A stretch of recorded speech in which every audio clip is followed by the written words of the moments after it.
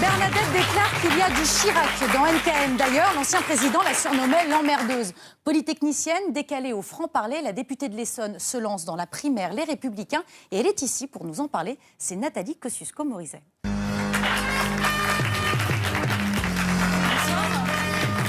Bonsoir. Prenez le temps de vous installer. Alors, avant de commencer notre entretien, j'ai quelques toutes petites questions à vous poser, si vous le voulez bien. C'est le QCM.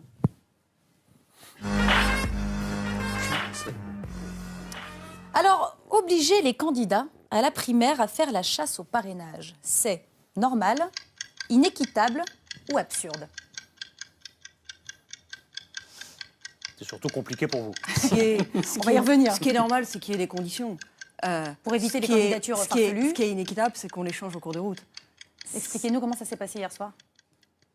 Oh, il a été décidé de modifier en cours de route les règles du jeu. Et d'abord, ce n'est pas un très bon présage, parce que quand on change les règles à son avantage, c'est qu'il y a un problème. À l'avantage de qui? À l'avantage d'un espèce de trustee, de candidat qui voudrait rester dans un entre-soi. C'est pas non plus un bon signal à l'attention des électeurs, parce qu'évidemment, ça rend méfiant. Normalement, c'est la primaire de l'alternance. On essaye d'attirer tous les électeurs, les Français, qui veulent l'alternance. C'est pas juste l'entre-soi d'un parti politique. Et voir le parti politique qui change les règles du jeu en cours de route, ça crée de la méfiance. Du discrédit.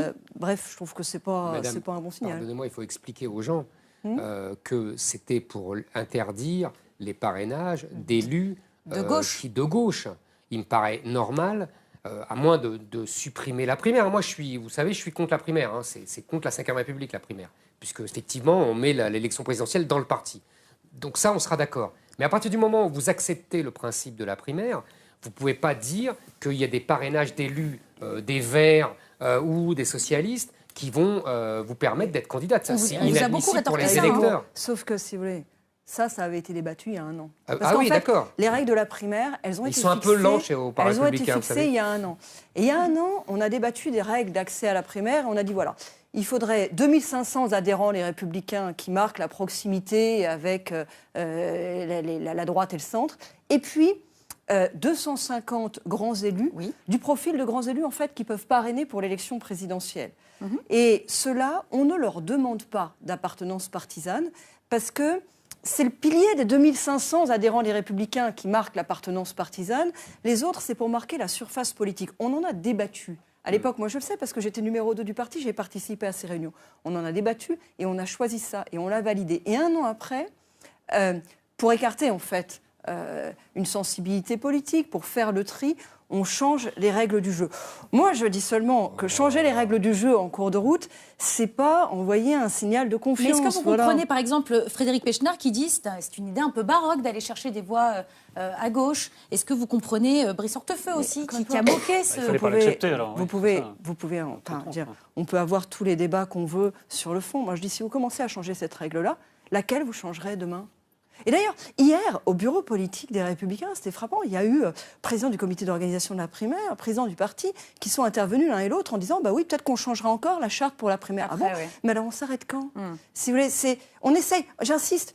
Pour moi, ce qui est important dans la primaire, j'entends, M. Zemmour, que vous n'aimez pas le principe de la primaire. Voilà, non, je comprends très bien, on peut en débattre. Mais à partir du moment où on fait une moi primaire, aussi. Le principe, c'est de mobiliser le plus en amont possible les électeurs, mobiliser les Français.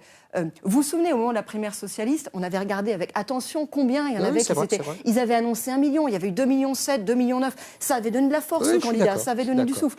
Donc, il faut faire venir les Français. Et là, en fait... mais les Français de droite, on a l'air de réduire. Socialistes. Mais tous ceux qui veulent l'alternance. Dominique Bussereau, par exemple, est intervenu hier de manière très juste en disant, écoutez, ceux qui sont des déçus du hollandisme, ce serait bien qu'ils viennent. Si on essaye d'attirer seulement en 2017 les Français qui ont voté Nicolas Sarkozy en 2012, vous savez quoi, ça ne fait pas une majorité et c'est pour ça qu'on a perdu en 2012. Donc ce serait bien d'en avoir d'autres. Mais enfin, le message qui vous est envoyé, c'est que vous ne faites plus partie de la famille, quoi, quand même. En fait, il faudrait peut-être en tirer les conséquences. Parce que là, c'est presque dirigé contre vous exclusivement. Moi, j'écoute. Moi, à votre place, c'est comme ça que vous l'avez senti, en tout cas. Évidemment. Vous savez quoi, j'écoute les messages des Français.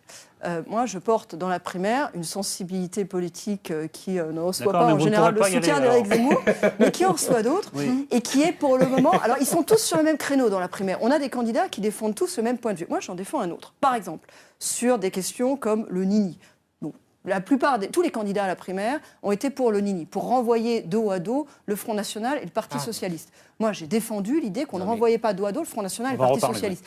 Au moment des élections régionales, les Français, dans leur vote, ils ont donné plutôt raison à ma position. Oui. Sinon, dans le Nord-Pas-de-Calais, Picardie, en région PACA, dans le Grand Est, il y aura eu des présidences nationales. Donc cette sensibilité-là, elle existe. En tout cas, l'électorat de gauche vous a donné massivement raison, quitte à voter pour des gens de droite. Vous avez raison. Une partie de l'électorat de droite. Non, vous avez raison. Regardez ce qui s'est passé là-dessus, vous avez raison. Et donc cette sensibilité-là, ça veut pas dire que vous aviez raison sur le principe, mais vous avez raison dans les faits. Dans les faits, moi, j'entends très non, bien mais qu'on d'accord. puisse ne pas être d'accord. Mais je ne demande pas forcément qu'on soit c'est d'accord avec moi. Je demande qu'on reconnaisse que ces sensibilités qui existent, y compris dans le pays, et je trouve qu'elle doit pouvoir être représentée à la primaire. Sinon, s'ils sont tous à défendre la même chose, ça ne va pas être très intéressant. Et concrètement, vous en êtes où ? Vous les avez, les 20 parlementaires, les 250 élus Ça avance bien, et le paradoxe d'ailleurs, c'est que le type d'opération d'hier soir, en fait, aide beaucoup. Mais non, c'est pas ça, c'est que ça aide beaucoup. Parce que vous avez toute une série de parlementaires pour dire on n'est pas forcément d'accord avec toi sur tout, mais on trouve qu'en effet, cette voix doit pouvoir être entendue. Et d'ailleurs, le jour venu, et ce n'est pas aujourd'hui, c'est pour septembre, le dépôt des parrainages. Le jour venu, moi, c'est aussi la question que je poserai aux parlementaires. Est-ce que vous êtes prêts à faire un acte démocratique de donner un parrainage pour que cette voix puisse être entendue, d'accord ou pas d'accord avec tout. Je comprends très bien, j'accepte très bien qu'on ne soit pas d'accord avec moi, surtout, je suis pour la liberté de conscience. Ok. Deuxième petite question, la mise en examen d'un candidat à l'élection présidentielle. Ça disqualifie, c'est très compliqué ou ce n'est absolument pas gênant? Eh bien écoutez, moi je trouve que c'est les électeurs qui doivent décider dans tous les cas. Autrement dit, une mesure judiciaire ne doit pas détourner un candidat de pouvoir se présenter au suffrage des électeurs, pas plus qu'une mesure administrative ne doit détourner une candidate de pouvoir être candidate à la primaire. On ne peut pas faire un équivalent. Non, il n'y a absolument pas d'équivalence. Il n'y a pas d'équivalence. Mais vous avez raison. Vous avez compris. J'ai compris que vous plaidiez pour votre propre. Ça fait 2 fois que je lui donne raison. Vous avez compris.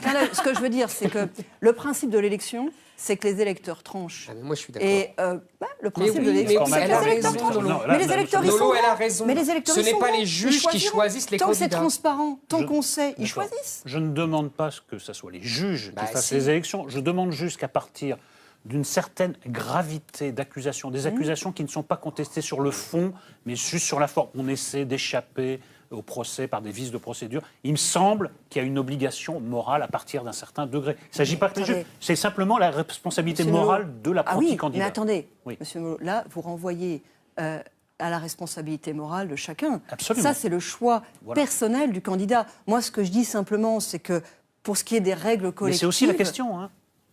Bah non. Moi, vous me demandez mon avis pour ce qui est... Ça n'est absolument pas gênant. Moi, je trouve que d'un point de vue moral, c'est gênant. Évidemment que c'est gênant, parce que ça va gêner les électeurs. Mais ce que je veux dire, c'est que c'est un choix personnel. C'est un choix personnel du candidat, et c'est les électeurs après qui tranchent. Et moi, je ne trouve pas qu'une mesure judiciaire devrait s'interposer plus qu'une mesure administrative. Simplement, j'aimerais qu'on n'oppose pas des mesures administratives. Ok. Troisième question. Dans le cas d'un... Monsieur... 2 fois raison, ça on arrête là. On arrête là, c'est vous qui êtes sur une mauvaise pente. On va poursuivre. Troisième question. Dans le cas d'un duel au second tour entre François Hollande et Marine Le Pen en 2017, vous voterez Hollande, vous voterez Le Pen ou vous vous abstiendrez? Hollande. Mais je l'ai dit très clairement. Et je vais un peu plus loin. Moi, je ne l'ai pas seulement dit, je l'ai écrit. C'est-à-dire que j'avais trouvé, lors des élections cantonales, à l'époque ça s'appelait les cantonales de 2010, que le débat n'avait pas été vraiment purgé. J'ai écrit un livre qui s'appelait Le Front antinational pour dire pourquoi je m'opposais à cette idée du ni-ni. Pourquoi je ne voulais pas qu'on renvoie dos à dos Front National et le Parti Socialiste. À l'époque, d'ailleurs, j'étais ministre numéro 3 du gouvernement. La position n'a pas fait un tel scandale. Et puis d'un coup, en décembre dernier, elle n'a plus pu être entendue à la direction du parti. Et moi, je me suis demandé si ce n'était pas parce que, précisément, en décembre dernier, les Français y avaient fait droit au moment des élections régionales. Parce qu'au moment des élections régionales, les Français, ils ont dit ça. Ils ont dit on n'applique pas le nini. Pour nous, on ne le met pas sur le même plan. Ça ne veut pas dire qu'on est devenu socialiste pour les électeurs de droite. Ça veut dire juste que entre les deux, on fait une hiérarchie. Très bien. Et dernière question, être une femme chez les Républicains, c'est une partie de plaisir, c'est un chemin de croix permanent ou la question ne se pose pas. La première question est formidable. Alors, je vais vous dire un truc. Moi, non mais, j'évite de me la poser. C'est vrai. C'est-à-dire que Ça ne vous traverse pas l'esprit? Non, mais bien sûr que ça traverse l'esprit. Je veux dire, vous êtes perpétuellement renvoyé à la question du genre. Mais ce que je veux dire, c'est que si vous commencez à vous la poser, vous vous mettez à anticiper les discriminations. C'est-à-dire qu'après, le verre est dans la tête, si vous voulez. C'est-à-dire que vous vous mettez, à vous dire « Ah, mais ils vont penser ça, mais ils vont dire ça ». Et d'ailleurs, ce n'est pas que la politique, c'est pareil dans la vraie vie. Moi, régulièrement, dans les cercles féminins de débat sur le plafond de verre, l'égalité entre les hommes et les femmes, c'est l'idée que je pose. Vous ne laissez pas trop habiter non plus. Il faut se battre, mais il ne faut pas se laisser envahir par la question de la discrimination. Sinon, on se met à l'anticiper, en fait, et quelque part, ils ont gagné. Très bien. Alors, voici NKM. Monsieur Zemmour, est-ce que vous êtes d'accord sur ce coup-là? On y reviendra plus tard dans une autre émission, parce que alors là, je sens. Toutes ces fadaises, tous les mots que vous avez employés pour moi sont des fadaises. Le genre, les la discrimination. c'est pour ça que je voulais passer à la discrimination, ça n'existe pas. C'est dommage, ça démarrait tellement bien. On y revient dans 2 minutes. Allez, on pourrait comparer les salaires. Moi, je connais que la réalité. Je veux bien. Alors, vous pouvez nous dire votre salaire et dire le salaire de madame, et puis on va Ah, on voir. fait pas le même boulot. Et on n'a pas le même âge. Et pourtant, Et on n'a pas le même âge.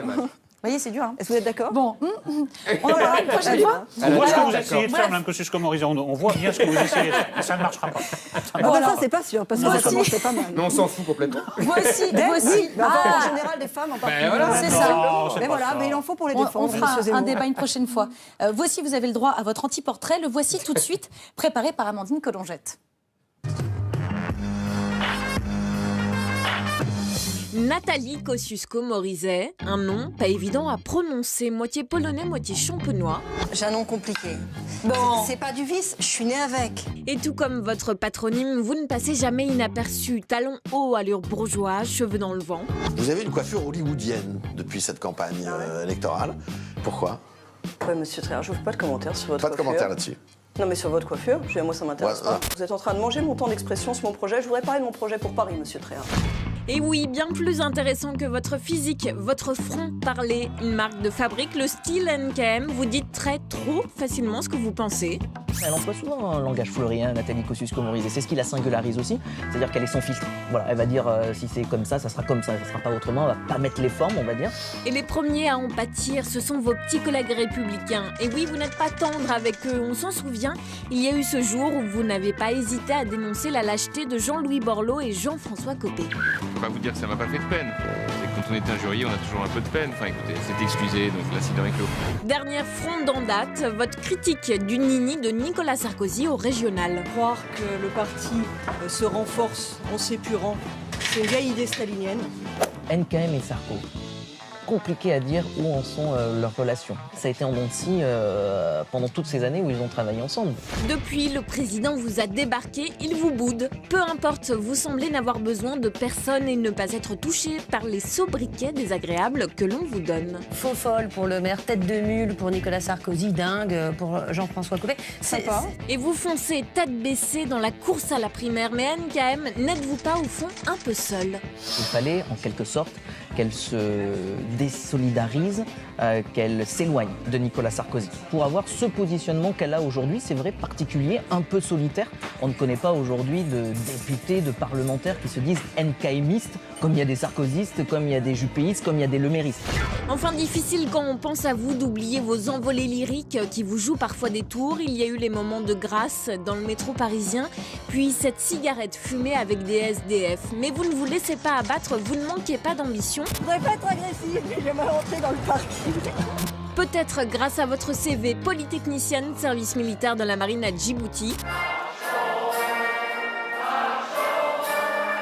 Ingénieur des eaux et forêts, n'en jetez plus, la cour est pleine, mais voilà, vous avez perdu des batailles comme celle de la mairie de Paris. Alors NKM, présidente, vraiment? Est-ce que vous y croyez vraiment? Oui. et plus tous les jours, je vais vous dire, parce que d'abord, je pense que c'est le titre de mon livre, je pense qu'on a complètement changé de monde et que l'essentiel de la classe politique s'en est pas rendu compte. Et qu'il faut que la classe politique change. Et que maintenant, ça devient urgent. Maintenant, ça peut se passer en 2017. Et puis parce que je vois aussi la façon dont les autres candidats donnent cette impression de tourner en rond. en restant dans l'ancien monde, en restant dans les anciennes idées, en restant entre eux. Je pense que c'est pas ça qu'il nous faut. Alors justement, vous parlez de votre livre, comme tous les candidats à la primaire, vous aussi. Vous en avez publié un, Nous avons changé de monde chez Albin Michel. Alors, la synthèse et une question, c'est tout de suite dans l'apostrophe de Nolot.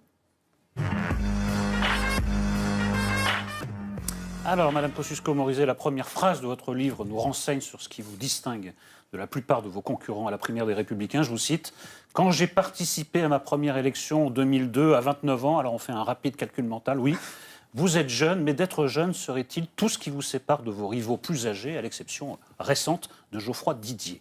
Alors on se prend à le craindre, hein, tant nombre de vos propos et de vos propositions recoupent celles des autres candidats en lice. Alors j'ai pris en vrac, hein, parce que c'est assez dense.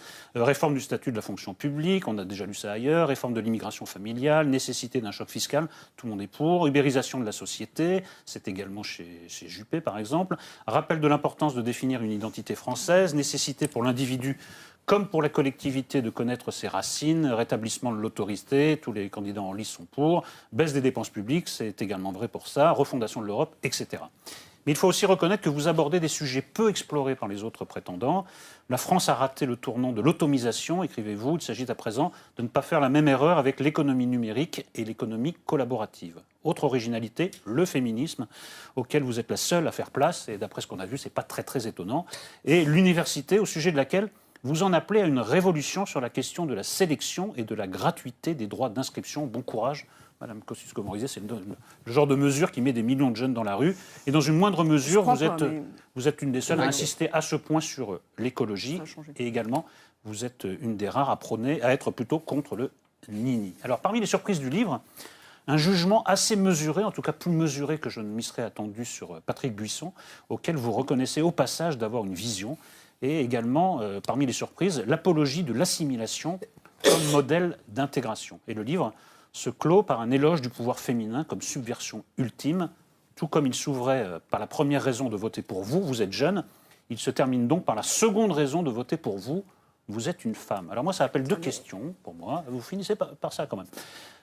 Oui, enfin, c'est pas du tout des raisons que je mets en avant. En revanche, il y a bien d'autres propositions dans le livre qui sont en revanche très différentes de celles des autres candidats. C'est ma lecture subversive et subjective. Il y a plein d'autres choses subversives. Je vais vous le dire, moi, je vais vous les pointer du doigt. Il n'y a pas grand-chose qui dépasse, pour moi, qui donnerait envie à un électeur des Républicains de voter pour vous. C'est vrai que les deux principales raisons, c'est celle que vous avancez en premier, la jeunesse, et celle sur laquelle vous insistez pas mal en dernier, celle d'être femme. Donc, quelle est la troisième question ? La troisième, plutôt, raison de voter pour vous. Et la deuxième question, alors c'est pas propre à vous, mais j'ai l'impression, en lisant ces livres, que c'est moins un exposé de convictions personnelles, ça vaut aussi pour vos candidats, qu'une sorte de programme attrape-tout où il faut fâcher personne au sein des Républicains.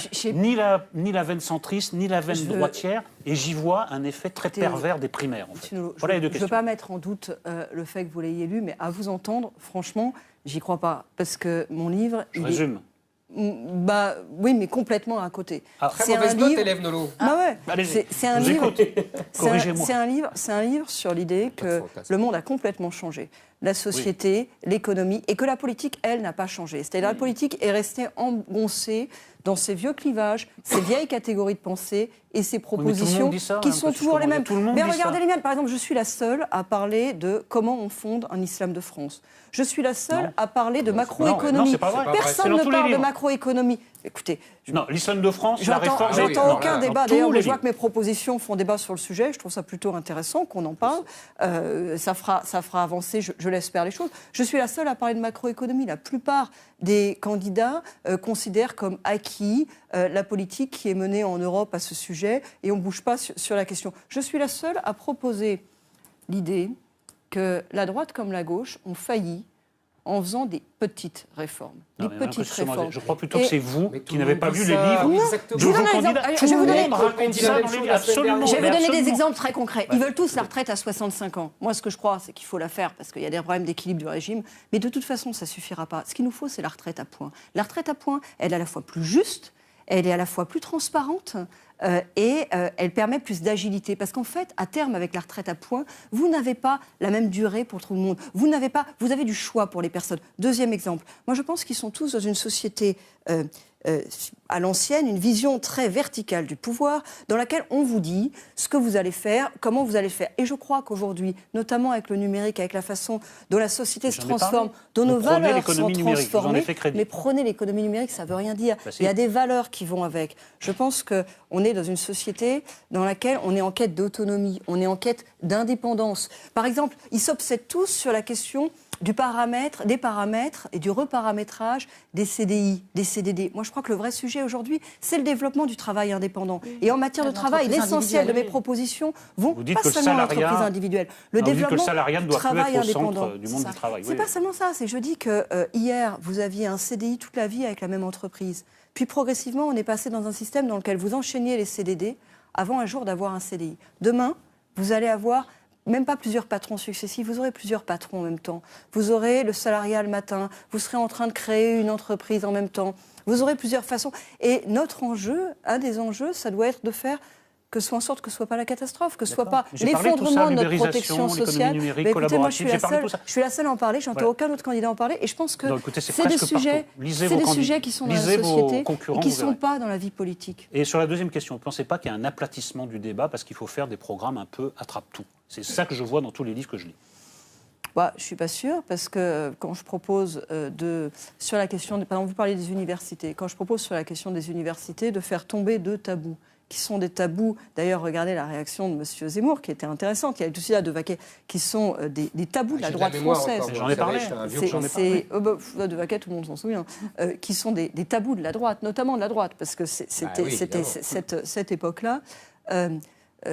C'est pas des propositions qu'on trouve ailleurs, et moi je pense que c'est des propositions qui sont indispensables. C'est-à-dire qu'en fait aujourd'hui, on a un système qui est hypocrite, c'est-à-dire qu'on dit qu'on ne fait pas de sélection à l'université, mais en fait on fait de la sélection par l'échec, parce qu'au bout de 3 ans, la moitié de ceux qui étaient inscrits au début ne sont plus là. On fait de la sélection par l'argent, parce que quand l'université tombe en qualité, c'est ceux qui ont les moyens d'aller faire des études à l'étranger ou d'aller faire un petit complément de diplôme pour faire reluire un peu le CV qui s'en sortiront.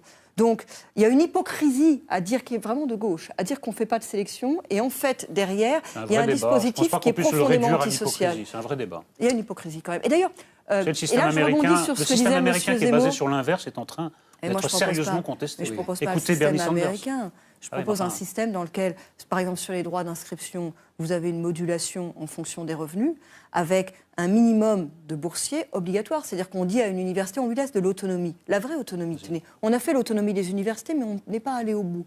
On lui dit, vous aurez besoin d'avoir 35, 30, 25, 40%, il faut en discuter, de boursiers. Il faut que ce soit des vrais boursiers. Il faut arrêter que ce soit un petit complément qui, en fait, vous oblige à bosser à côté. Parce qu'on a des bourses aujourd'hui qui sont pas des vrais. Je veux dire, ça peut pas vraiment accompagner des études. Il y a un mensonge derrière. Et en revanche, vous avez une possibilité de moduler les droits d'inscription parce que aujourd'hui, le droit d'inscription fixé de manière uniforme au niveau national, ça ne permet pas aux universités de vivre, ça ne permet pas aux universités de maintenir le niveau. Et je rebondis sur la réaction de M. Zemmour, que je comprends bien, parce que c'est vrai qu'à l'époque de Vaquet, ça avait été... Mais je pense que le monde a changé là aussi. Et que les Français... Ils ont compris que c'était... Regardez, au début de l'année universitaire, là, il a eu un hashtag. C'était « Ma salle de cours est pleine » ou « Mon amphi est plein ».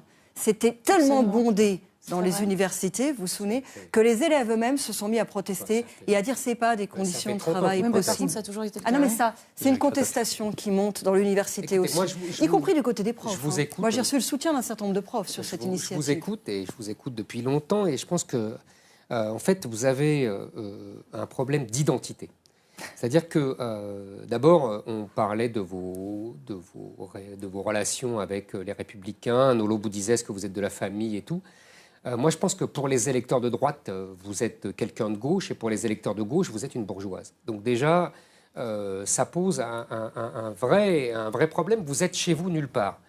Je pense que et depuis que je vous suis, c'est toujours la même chose. Et, en fait, les gens de droite vous détestent beaucoup plus que les gens de gauche. Il faut que vous le sachiez quand même. Je pense que vous le savez.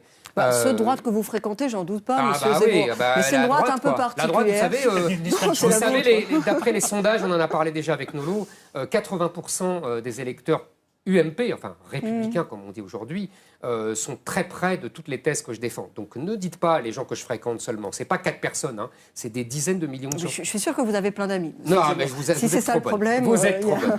Deuxièmement, après, vous chevauchez le cheval habituel de la modernité. Vous savez, j'entends ça depuis des décennies. Tout le monde est moderne.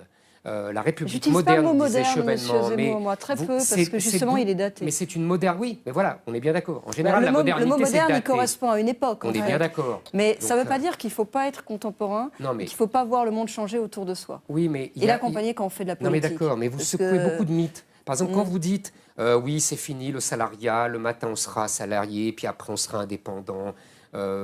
D'abord, si c'est ça, si c'est le retour au travail à la tâche, comme dans les livres de Steinbeck, moi je vous la laisse votre modernité. Et deuxièmement, c'est un mythe. Aujourd'hui, il y a quand même 85% de salariés qui sont en CDI, contrairement à ce qu'on nous bassine. Et quel pourcentage de ceux qui trouvent un emploi qui trouvent en CDI? Mais parce qu'au départ, ils le trouvent en CDD. Mais vous êtes de mauvaise foi. Parce qu'on fait très peu de CDI. Vous êtes de mauvaise foi comme tous les gens CDI. de droite aujourd'hui. Il y a le stock. Le stock, c'est des CDI. Oui, ça fait 80% le stock. Les nouveaux, c'est des CDD. Oui, mais les CDD, ils finissent par rentrer en CDI. Pas souvent. Mais bien sûr que si. Pas tous, ils sont 80% à rentrer en CDD. Mais finalement, ils agrègent au CDI. Vous avez beaucoup de Français qui enchaînent des CDD et de l'intérim. Et c'est une tendance du marché du travail. Mais je sais. Et l'auto-entrepreneuriat, d'ailleurs, est venu se brancher là-dessus. Mais c'est loin d'être le cas de tous. Vous avez des entreprises qui ne veulent plus embaucher en CDI. Mais sinon, le stock aurait fondu, Madame Kosciusko-Morizet. Votre stock de 85%, je vous parle des tendances du marché du travail. Je suis d'accord avec vous sur le fait que 85% des gens aujourd'hui qui travaillent sont en CDI. Mais le nouveau monde qui est en train d'émerger, c'est pas celui-là. Avec l'économie des plateformes, on peut dire que c'est bien, que c'est pas bien. Moi, je veux pas qu'on tombe dans la discussion morale. Mais avec l'économie des plateformes, viennent en fait une économie des indépendants. Tout le monde ne va pas être ubérisé, Madame. Eh ben, il y a beaucoup de monde qui vont être ubérisés. Regardez les professions qui ne pensaient pas être ubérisées. J'en parlais l'autre jour avec le président des huissiers.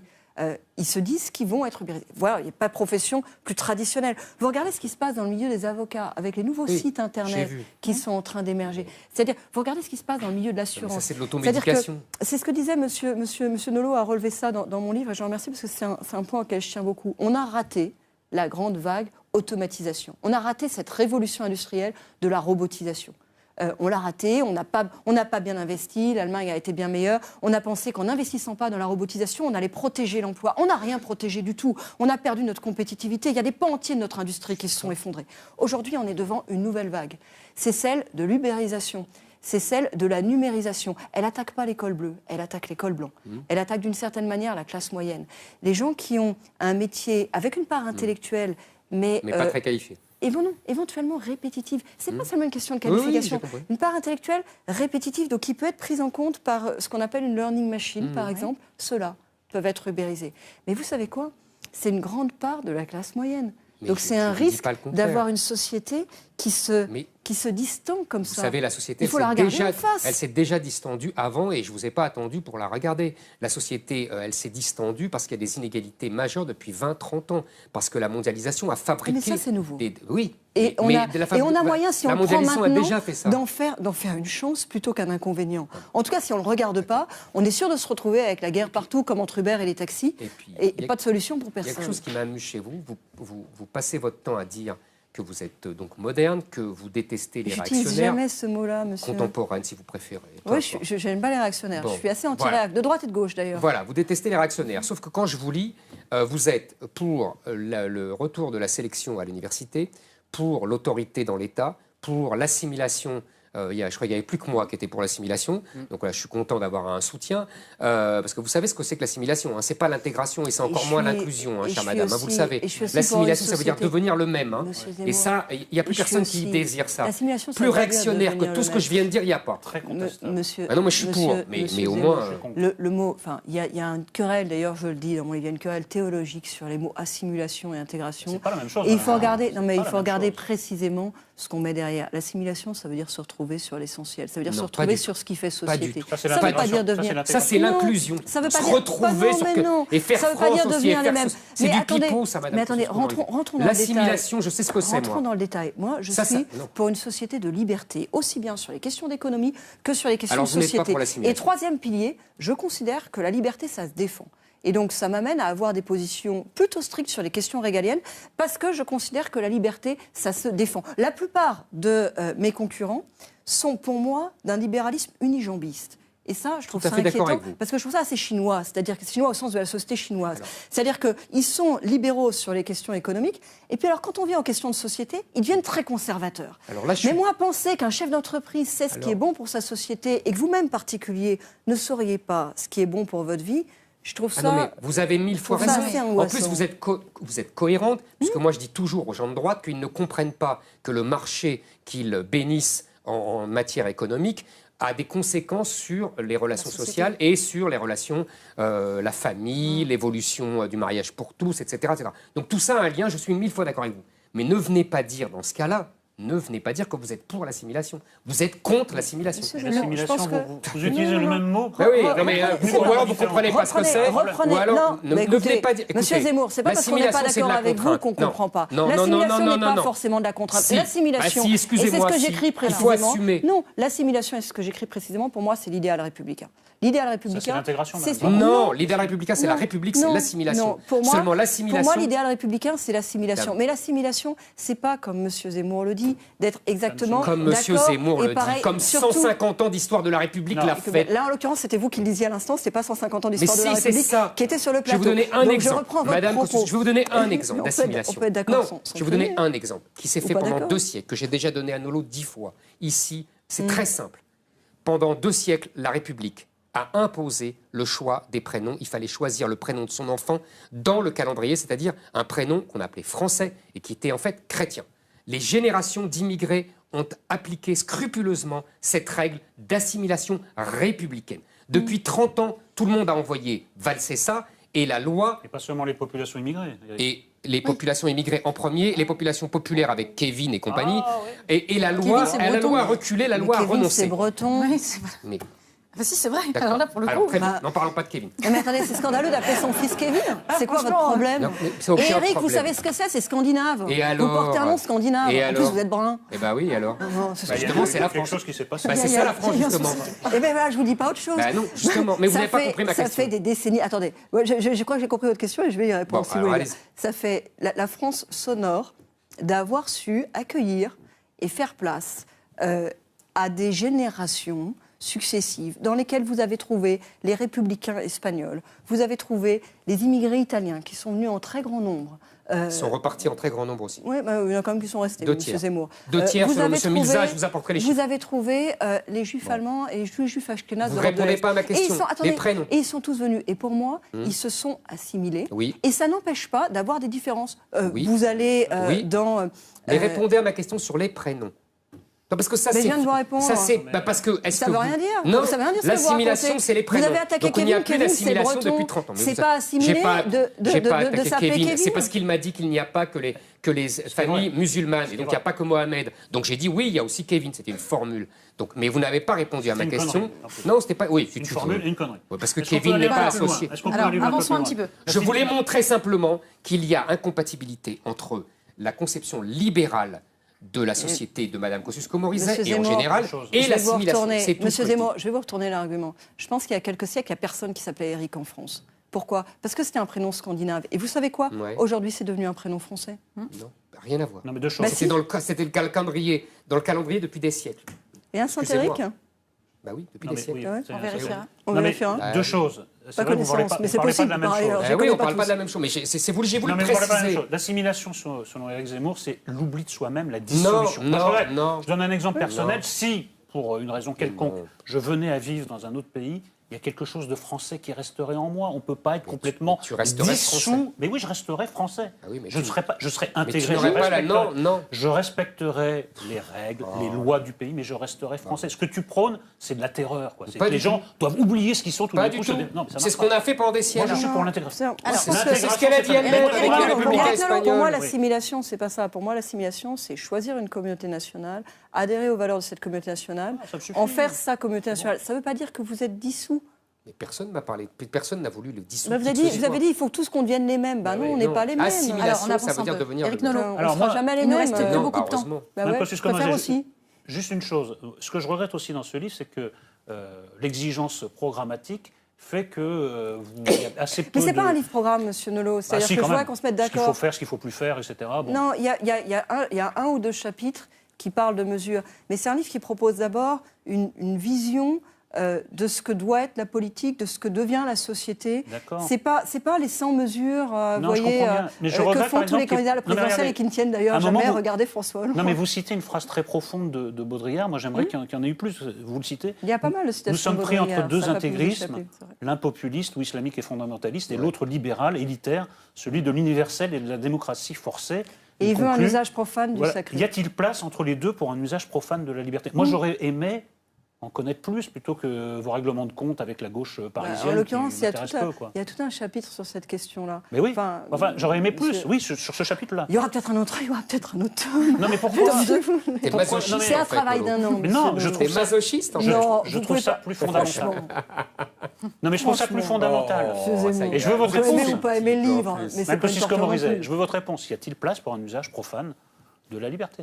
Ah ben moi, je souhaite qu'il y ait place. Je me bats pour ça. C'est ça d'ailleurs, c'est un des messages du livre, c'est un usage profane de la liberté. Ce qui ne veut pas dire d'ailleurs la négation des perspectives religieuses. Je parle beaucoup de religion, je parle de la religion catholique, je parle beaucoup de comment aussi travailler à un islam de France, et je fais des propositions en la matière. Donc je ne nie pas l'existence du fait religieux qui est puissant dans notre société, qui revient avec force, mais pour moi, la République, c'est l'usage profane de la liberté. Ça n'empêche pas d'avoir d'autres choix par ailleurs. Vous confondez la République avec le libéralisme. La République, c'est la nation. Ce n'est pas la liberté des individus. La République et la nation, c'est un peu différent. Mais non, justement, j'ai une dernière, c'est ça que vous comprenez pas. J'ai une dernière toute petite question, on ne peut pas éviter d'en parler, la perpétuité réelle. Oui. Comment vous la définissez? Vous voyez, moi, autant je me suis opposée très tôt au projet d'échéance de nationalité, dont je trouve qu'il ne sert absolument à rien, si ce n'est à diviser les Français et la classe politique. Mais vous comprenez que ça fasse autant je trouve, bien sûr, autant je trouve qu'il y a une vraie question qui est qu'est-ce qu'on fait quand ils sortent? Parce que le problème aujourd'hui de notre dispositif, c'est que quelqu'un qui est condamné à la réclusion criminelle à perpétuité. Donc il y a écrit réclusion criminelle à perpétuité et vous dites que c'est perpétuité, sauf qu'en fait, c'est une période de sûreté, aujourd'hui de 22 ans, qui pourrait être portée à 30 ans, mais c'est une période de sûreté à l'issue de laquelle peuvent être prononcés des aménagements de peine. Je trouve qu'au regard des nouveaux visages du terrorisme, ça pose trois problèmes. Parce qu'ils sont trop jeunes? D'abord, ils sont de plus en plus jeunes. Un des terroristes du Stade de France, il avait 18 ans. Salah Abdeslam, il a 26 ans. Il y a une deuxième raison, c'est que c'est un terrorisme qui est dans la dissimulation, qui intègre dans son idéologie la dissimulation. Ils lui ont même donné un nom.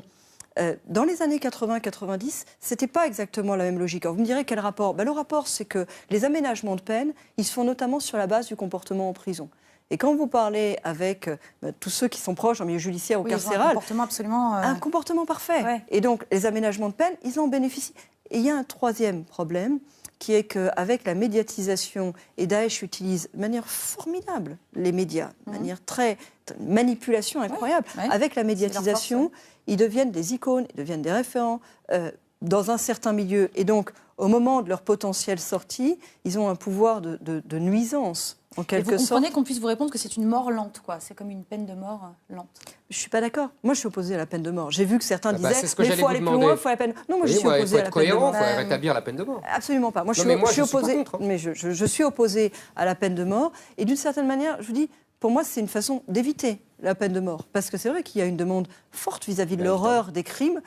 Moi, je suis absolument opposée à la peine de mort, mais je pense en revanche qu'il faut trouver une réponse sur la question de la sortie. Oui, plus adaptée. Je trouve que notre système actuel, avec une peine de sûreté, en l'occurrence de 22 ans, mais même si elle est portée à 30 ans, c'est problématique. Alors certains disent, on fait ce qu'on appelle la rétention de sûreté. La rétention de sûreté, ça a été prévu pour les profils du type violeur, pédophile. C'est sur avis médical. Donc je trouve que ça n'est pas adapté au problème que je soulève. Et par ailleurs, c'est un placement en milieu médico-judiciaire. On dirait que ce n'est pas très différent, sauf que vous voyez bien que ce n'est pas le même objet. Oui, absolument. Voilà. Très bien. Alors, vous restez encore quelques instants avec nous, Nathalie Kosciusko-Morizet, pour la semaine politique de Tanguy Pastureau.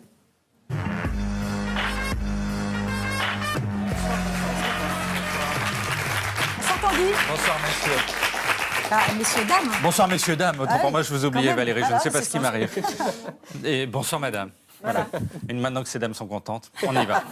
Cette semaine, Bruno Le Maire a rencontré, c'est incroyable, des jeunes qui le kiffent. Son charisme leur rappelant le héros de leur enfance, Bob l'éponge. Regardez, il y a ici 1, 2, au moins 8 post-ados qui, au lieu de s'exciter sur des photos de Kim Kardashian, suivent Bruno Le Maire. Les pauvres ne vont pas découvrir leur corps avant leurs 35 ans. Un mouvement a même été créé pour ces êtres perdus, les jeunes avec BLM, ce qui ne signifie pas bitur-litron-mononucléose, comme le suggère leur âge, mais Bruno Le Maire. Enfin, mais quel gâchis. Cette semaine, on apprenait que François Hollande mesure ses pas et en fait 6000 par jour. Il doit penser qu'il va arriver plus vite en mai 2017 pour l'acquis. Alors, il y a quand même le dérèglement climatique, le chômage, les migrants. Lui, il compte ses pas. Je pense qu'au prochain attentat, il se met à la Zumba. Le jour de l'apocalypse, il fera du stretching. Cette semaine, Juppé, le père Fouras du centre droit, a enfilé, regardez, le pantalon le plus large du monde, entre le pas de def et le bas de pyjama. Si Christina Cordula d'M6 voit ça, elle va faire un AVC. Il a ramassé toutes les moumoutes de la salle. Le grand concurrent en fait de Juppé, ce n'est pas Bruno Le Maire, c'est la lingette Swiffer. Cette semaine, Hollande a vu Alain Chamfort, l'interprète de Manureva, une chanson sur un bateau qui a coulé, donc il pensait que ça parlait de son quinquennat. Pendant tout le concert, il a marché dans la fosse, il a compté, il a fait 6000 pas. Cette semaine, Jean-Marc Ayrault est allé en Corée. Il a rencontré des prépubères qui ont mimé avec des gestes leur dernière relation sexuelle. Puis, ça a été le drame. À cause de son air larmoyant, un Coréen a pris Ayrault pour un cocker et l'a emmené au resto, pas dans la salle, dans la cuisine, où il a été préparé avec des haricots. Cette semaine, Christian Estrosi a suivi la police de Nice dans une ZEP. Regardez, c'est le nouveau Bernard de la Villardière. Là, il part à Pattaya pour un sujet sur la prostitution. Alors, Estrosi a pu voir en action Rex, le seul chien en chaussettes de pépé et soutien-gorge. Il a le style de Juppé s'il était devenu transgenre. Rex a trouvé un compteur EDF. Même de nos chiens, on fait des fonctionnaires. Cette semaine, Bernard Cazeneuve et Jean-Yves Le Drian, les frères Prozac, à eux deux, ils dégagent l'enthousiasme de la population de Pompéi au lendemain de l'éruption de Vésuve, ont rendu visite à la police à Roissy. Leur passage a bien sûr entraîné 14 tentatives de suicide avec leur arme de service par les policiers qui les ont croisés. Cette semaine, Nicolas Sarkozy, qui parcourt la France, tel le virus de la grippe, mais en plus pénible, a fait une escale dans un resto routier. C'est le premier rendez-vous en terre inconnue où il n'y a pas Frédéric Lopez. Il vit dans le 16e avec un top modèle et se retrouve chez Dédé à siffler du rouge en cubi. La primaire à droite est un enfer. Sarkozy a ensuite rencontré les 5 jeunes qui ne sont pas pour Bruno Le Maire. Donc il a fait un selfie avec une ado. C'est un vie ma vie de Jean-Luc Lahaye. Puis, parce qu'il n'a pas voulu se lever, 3 jeunes ont posé comme s'ils étaient en train de faire leurs besoins dans un fourré à côté de lui. La photo la moins esthétique de l'histoire. Cette semaine, on a réalisé qu'André Valigny, secrétaire d'État qui bosse avec Ayrault, le menu B12, là, était l'homme le plus rigide du monde. Regardez-le, voilà, né des amours entre un humain et un bâton de colle UU. Quand il va inaugurer sa statue au musée Grévin, ils vont le garder lui et lâcher la statue à l'arrêt du bus. Il s'est ensuite rendu à Dubaï. On n'a pas réussi à le plier, donc il a voyagé en soute avec les valises. Cette semaine, Xavier Bertrand a visité une usine de travail du bois et a eu un porte-revue à la con. C'est le seul type qui, toute l'année, a des cadeaux de fête des pères. Il a une vie atroce. S'il visite l'usine Panzani, ils vont lui faire un collier de nouilles. Cette semaine, la maire de Paris, Anne Hidalgo, réalisant qu'elle n'était pas au niveau, a passé la main à XB 647, un seule créature à être plus rigide qu'André Valigny. Alors XB 647 a 3 objectifs: détruire les véhicules diesel, exécuter les conducteurs et distribuer des cartes Vélib aux survivants. Cette semaine, Alain Juppé a confié ne pas s'aimer à poil. Hein, c'est un point commun que j'ai avec lui. Moi non plus, j'aimerais pas le voir à poil. Hein, Juppé habillé, donc on l'a vu, hein, c'est compliqué. Juppé à poil, c'est pas possible. À moins de suivre sa campagne comme dans The Voice avec le fauteuil tourné, je vois pas comment on va faire. Cette semaine, Éric Nolot, dans VSD, déclare aimer Hélène Ségara, l'inspecteur d'Éric et Cyril Hanouna. Hein, moi, je viens ici en me disant, la vache, Nolot, c'est du lourd, quoi. En truc bulgare, moi, je connais les yaourts, lui, il connaît les livres. Résultat, je me retrouve à bosser avec Tex. Enfin, je suis maudit. J'ai 2 places pour l'avant-première de Camping 3, tu viens? Je t'accompagne. Enfin, cette semaine, vous avez lancé, madame, votre danse de l'été. La NKM danse. Alors, c'est comme le Zouk Love, sauf qu'on reste habillé. Regardez, donc, premier temps, on pointe l'index. Deuxième temps, on met les mains à plat. Troisième temps, on fait les oreilles de lapin. Donc, je répète, index, plat, lapin. Index, plat, lapin. Ah, ça peut Super. marcher. Et maintenant, je vous laisse. Hein, je fais le tour du plateau parce que j'ai 6000 pas à faire. Vous m'excusez. 1, 2, 3, 4, 5, 6, 7, 8, 9, 10, 11, 12, 13, 14, 15, 16, 17, 18, 19, 20, 21, 22, 23, 24, 25, 26, 27, 28, 29, 30. Vous avez souvent été moqué par les humoristes. Est-ce que ça vous fait rire ou ça vous gêne toujours un peu? En fait, non, je peux vous répondre franchement. Ça dépend. Ça dépend qui? Beaucoup, ouais. C'est-à-dire que ça. Qu'est-ce qui vous a blessé? Vous vous souvenez d'une vanne ou d'une photo, d'une moquerie qui vous a particulièrement atteint? Parfois, je me reconnais pas. Quand je me reconnais que c'est vraiment drôle, ça pose aucun problème. Bon, j'ai bien pas sur vous. Est-ce que Mais vous parfois, avez... je me reconnais pas. Ça m'arrive que je me reconnaisse pas du tout, même dans une caricature dessinée ou dans une voix, par exemple. On se souvient de vous dans le métro, par exemple, ça avait été très, très, très moqué. Est-ce que là, par exemple, c'était vous ou c'était pas vous? Il y a un truc qui m'a amusée récemment, c'est que cette expression que j'avais utilisée à propos du métro, moment de grâce, ils l'ont réutilisée aux États-Unis à propos, vous savez, de cette vidéo où on voit Bernie Sanders, qui est donc le candidat démocrate contre Hillary Clinton aux primaires, qui est en train de faire un discours, et il y a un oiseau, un petit oiseau qui vient se poser sur son pupitre, et il y a une espèce de... Il se passe quelque chose d'un peu suspendu, et j'ai vu que les commentateurs utilisaient beaucoup l'expression « moment de grâce ». Et ça m'a fait sourire. Oui, d'accord, très bien. Est-ce que de temps en temps, vous en faites pas un petit peu trop, justement, pour qu'on vous moque derrière et ça fasse parler de vous? Ah non. Non, c'est pas votre... Non, si la question est est-ce que vous faites exprès, la réponse est non. Non, c'est vrai? Non, en revanche, jamais. Il m'est arrivé, je vais vous dire, je raconte dans le bouquin d'ailleurs, il m'est arrivé parfois, juste en étant moi-même, de surprendre. Et notamment après la photo avec les SDF, il y avait des membres de mon équipe qui m'ont dit, écoute, nous on sait que t'es comme ça, mais les gens ils pourront jamais le croire. Et donc il faudrait que tu fasses un effort pour ressembler un petit peu plus à l'image qu'ils ont d'eux. Parce que sinon, et alors j'ai dit non, je ne ferai pas. Bon, je ne ferai pas l'effort pour ressembler à mes caricatures. C'est plus grave que je ne pensais. Oui, c'est ça. Ben, merci beaucoup, en tout cas, Nathalie Kosciusko-Morizet, d'avoir participé à cette émission. Merci beaucoup à vous deux. Merci, mademoiselle. Zemmour et Nolot, c'est terminé. Rendez-vous la semaine prochaine, mais d'ici là, surtout, restez zen et bonne soirée sur Paris Première.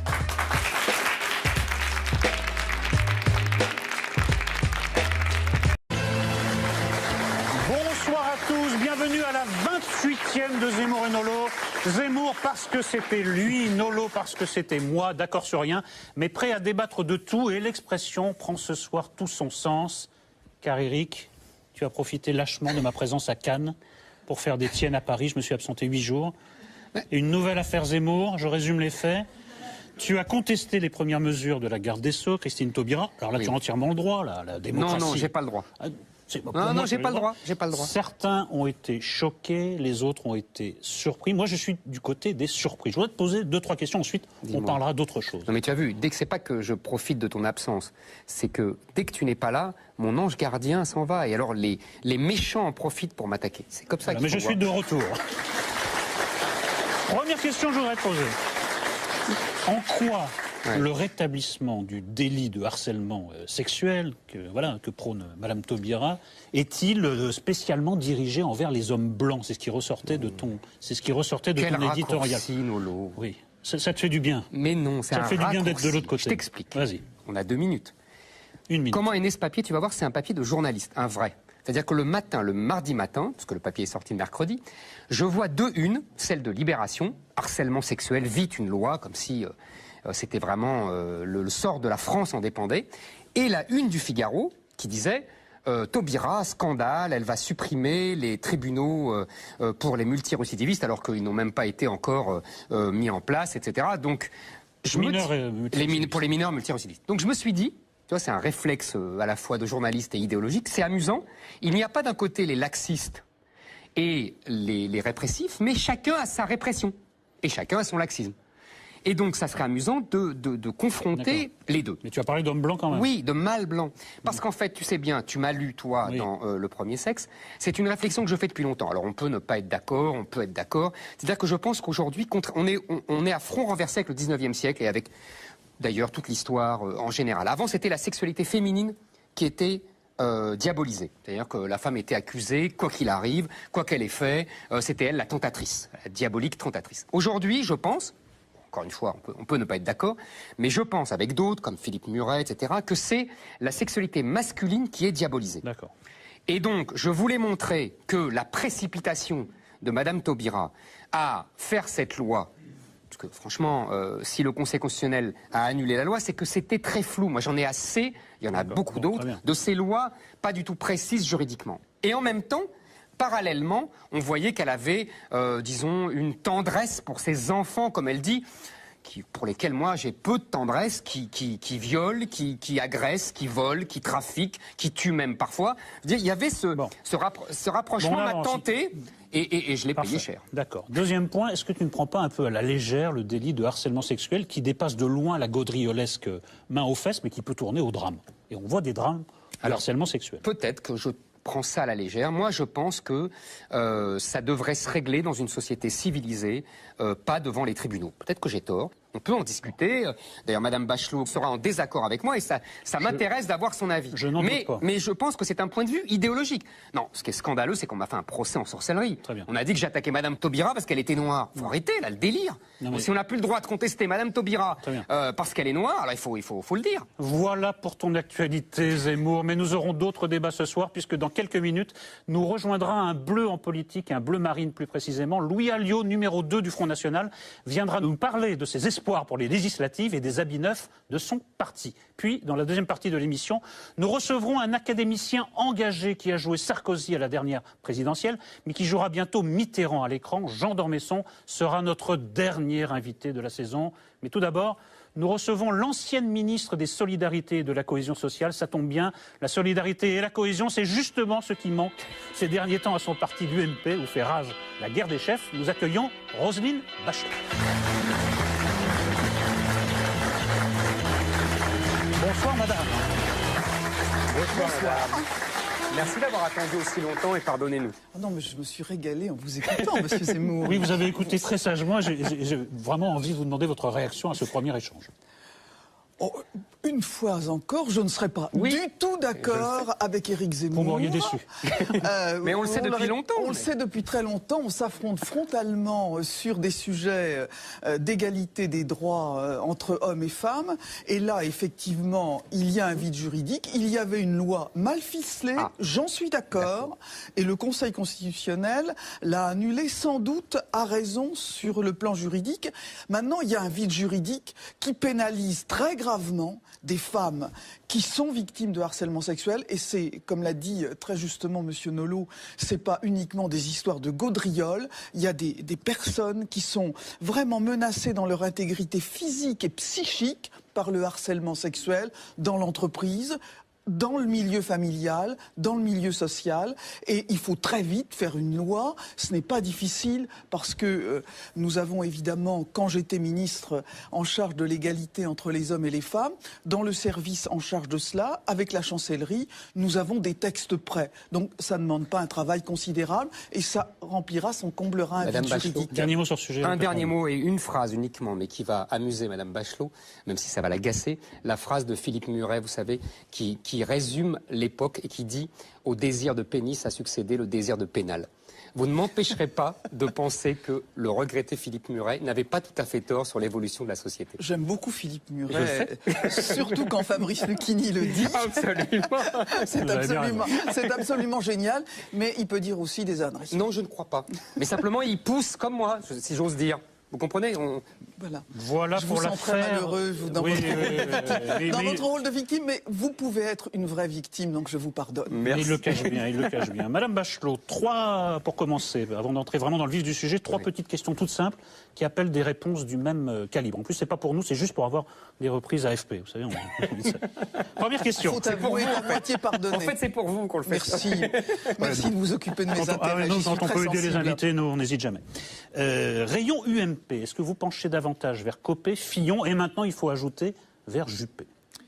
Très clairement, je souhaite, je l'ai dit, que après les législatives, François Fillon soit candidat à la présidence de l'UMP. Il ne l'a pas dit encore, mais je souhaite qu'il le dise.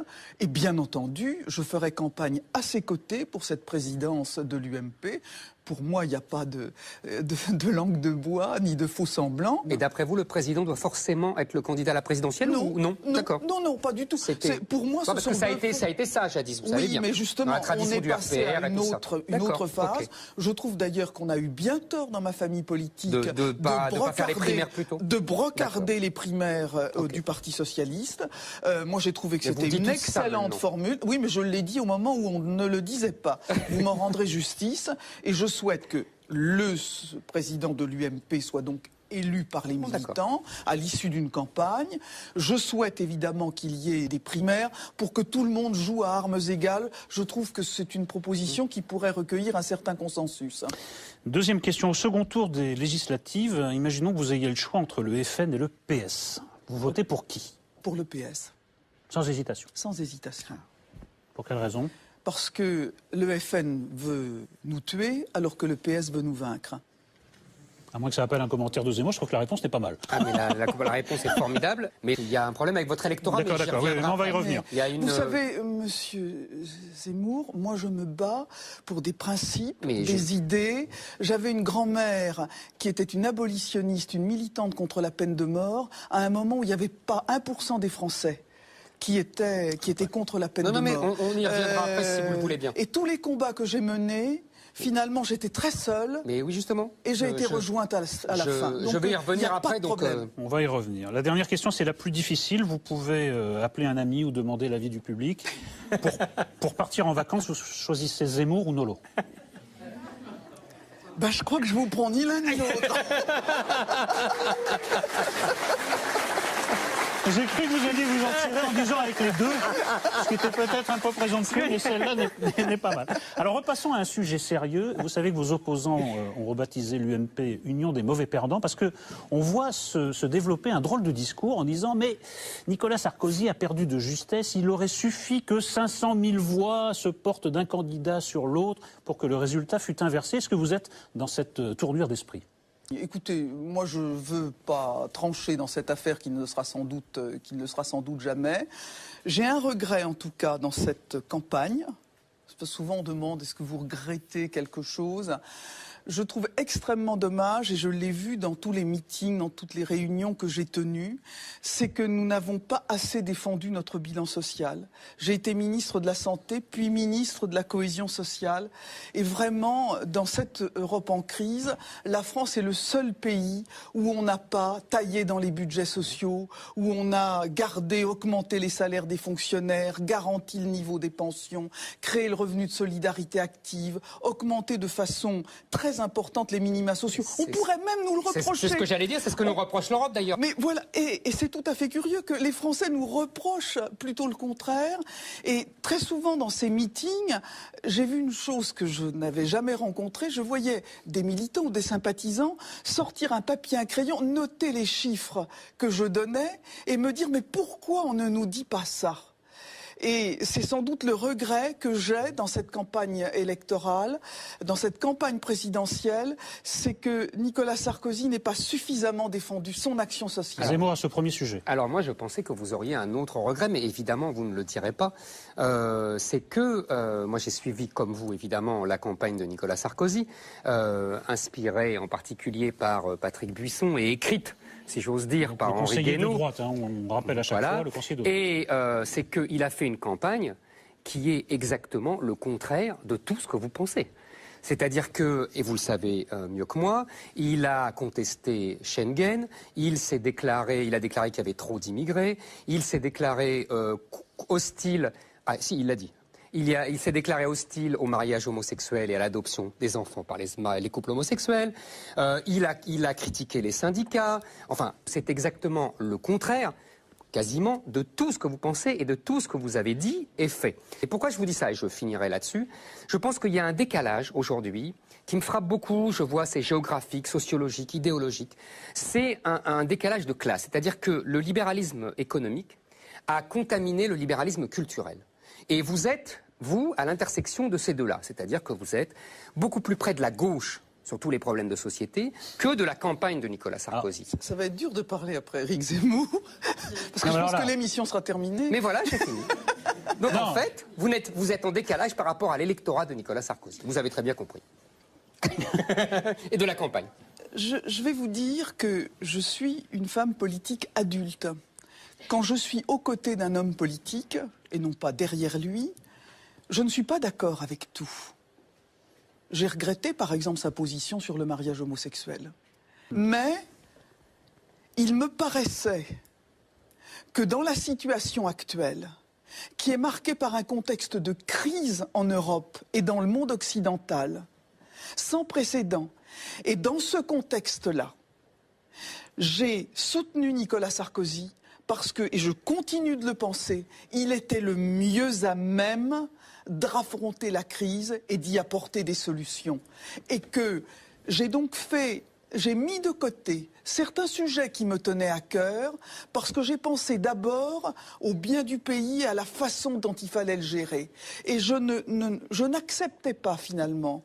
J'étais vraiment profondément révoltée devant ce déni de réalité qui menait le candidat socialiste et qui continue d'ailleurs à alimenter la réflexion et l'action de l'actuel président de la République. Donc voilà ce que je dis. Alors moi je vais vous dire autrement ce que je viens de vous dire. Non. Si. Et plus brièvement. Très brièvement. C'est à cause de gens comme vous que Nicolas Sarkozy a perdu. Je vais vous dire pourquoi. Non, mais je vais vous dire pourquoi. C'est pas une insulte. Je vais vous dire pourquoi. Vous savez que le week-end où Alain Juppé a annoncé que François Bayrou serait peut-être le prochain Premier ministre de Nicolas Sarkozy s'il était réélu, Sarkozy a perdu 2 points dans les sondages.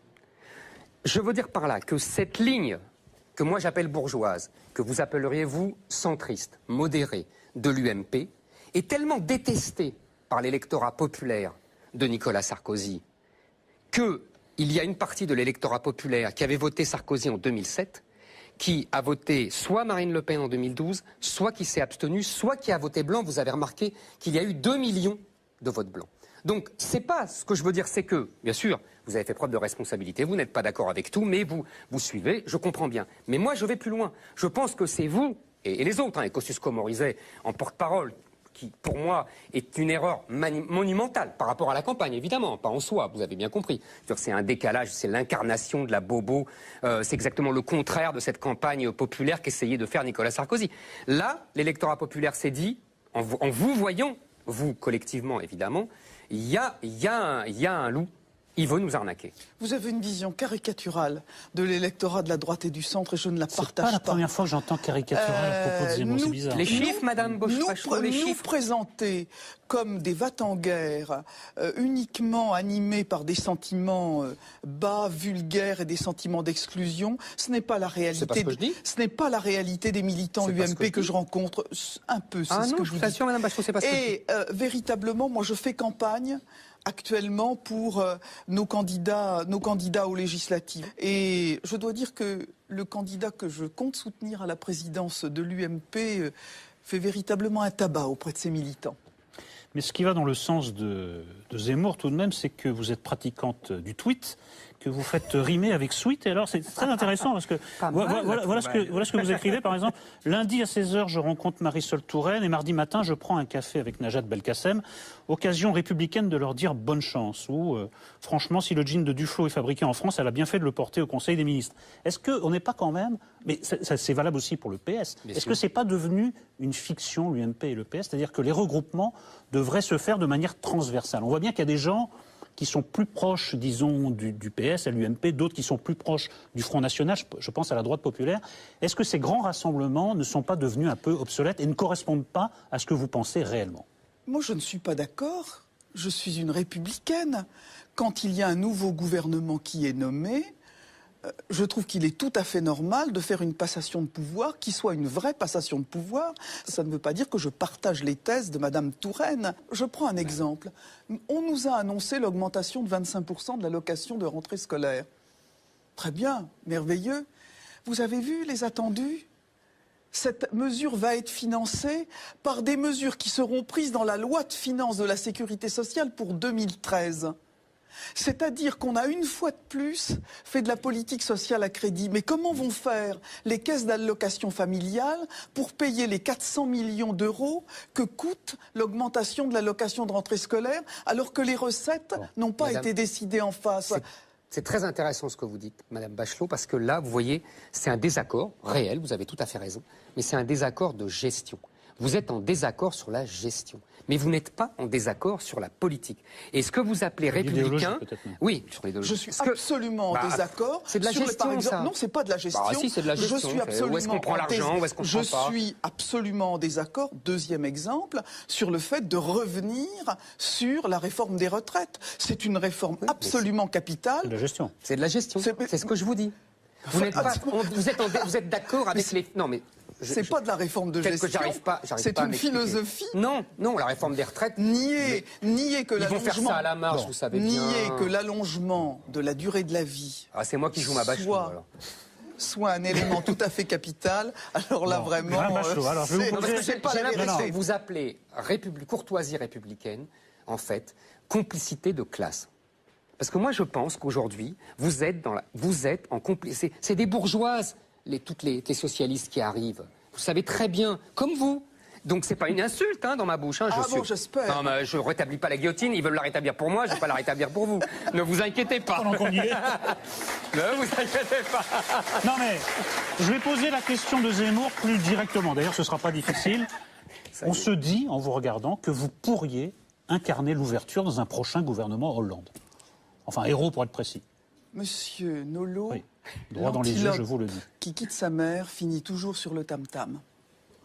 On en a vu des antilopes quitter leur mère et ne pas finir sur le tam-tam, mais dans un très beau ministère. Est-ce que vous pourriez être celle-là ? Quelque part et à terme, le tam-tam les attend. Alors vous parliez des législatives. Vous avez soutenu 2 femmes candidates, mais vous, alors, à notre grande surprise, vous n'êtes pas candidate, alors que je vous l'apprends, Madame Bachelot, vous n'êtes plus ministre, vous ne risquez plus de perdre ce portefeuille. Si vous êtes battue, vous pouvez prendre tous les risques. Alors pourquoi ce retrait ? Monsieur Nolot, je vais devenir, je ne le suis pas encore tout à fait, mais une vieille dame. Savez-vous que j'ai déjà Nous protestons, Zemmour et moi. Merci, c'est un peu téléphoné, mais néanmoins. Vous savez, c'est une décision que j'ai prise il y a en fait fort longtemps. Il y avait même un chroniqueur, il y a une dizaine d'années, quand j'avais annoncé que je ne briguerais aucun mandat après 60 ans, qui avait dit « On verra bien si Roselyne Bachelot tient ses promesses ». Eh bien, tout simplement, j'ai tenu mes promesses. J'ai fait ce que j'avais dit et ça a l'air d'émouvoir beaucoup de commentateurs. J'ai donc mené 5 fois la campagne pour les législatives. J'ai été un quart de siècle parlementaire. J'étais si longtemps sur les bancs du Parlement. Est-ce qu'il n'est pas temps de laisser la place à d'autres ? Et Madame Bachelot, est-ce que vous pensez que vous allez vous reconvertir professionnellement dans le privé, je ne sais pas moi, comme d'autres anciens ministres de la Santé, dans l'industrie pharmaceutique ou que sais-je? Est-ce que ça vous paraît envisageable ou est-ce que ça vous paraît délirant? Je veux d'abord consacrer du temps pour moi, mais à la politique autrement. Qu'est-ce que je vais faire? Donc vous répondez non? Non, c'est pour comprendre. A priori, non. D'accord, voilà. J'écris des livres, donc je sors un livre le 20 juin. Je suis en train de préparer... Sur la campagne Sarkozy, c'est ça? Voilà, un livre important sur Verdi que j'ai retardé. Puis je vais faire un livre plus de fond sur le système de santé en 2014. Je veux être aux côtés de François Fillon pour faire de la politique au sein de mon mouvement. Je pense que ce mouvement, l'UMP, a besoin de rénovation. Il a besoin de donner plus de place aux femmes, de faire plus de démocratie participative. Il y a des marges de progression. Et donc, vous parlez comme le PS. Mais non, je vous assure, les socialistes, ils disent la même chose. Faire de la et place plus de aux femmes. parité, vous avez oublié la diversité et la participative, Ségolène Royal, la même chose. Il faut mieux se réunir quand on dit des choses justes que se réunir quand on dit des bêtises. Et moi, je crois que vous dites des bêtises tous. Non, mais enfin, oui, c'est ça. On essaie de vous imiter. Madame Bachelot, puis, j'ai un think tank, on dit très chic, un groupe de réflexion qui s'appelle Le Rameau, qui existe depuis 14 ans maintenant, et à qui je souhaite donner plus de visibilité. Il a beaucoup réfléchi depuis 14 ans. Oui. On s'en est pas aperçu, mais c'est de notre faute. C'est parce que nous n'avons pas fait la publicité de nos travaux, monsieur Zemmour. Pardon. Il n'y a pas que vous qui pensez. Grâce à Dieu. J'ai quelques neurones. Car je ne suis qu'une femme. Absolument. Madame Bachelot, je sais que c'est un sujet que vous n'aimez pas aborder, mais si vous aviez été réélu, vous auriez peut-être pu siéger aux côtés de votre frère. Okay. C'est un peu étrange, alors, vos deux trajectoires. C'est amusant, moi, je trouve. Non, ça aurait été amusant, enfin ironique, puisqu'il se présente, lui, c'est un ex-UMP, avec le soutien du FN. Si j'ai bien compris, dans votre ancienne circonscription, il soutient le candidat FN aussi. Donc la ligne n'est pas une ligne familiale, si je comprends bien. Comment vous vivez cette situation? Alors, je veux dire une seule chose sur ce sujet. Dans la 3e circonscription de Loir-et-Cher, le candidat que je soutiens, c'est M. Maurice Leroy. C'est tout, c'est le candidat de l'UMP et il n'y a pas d'autre commentaire à faire.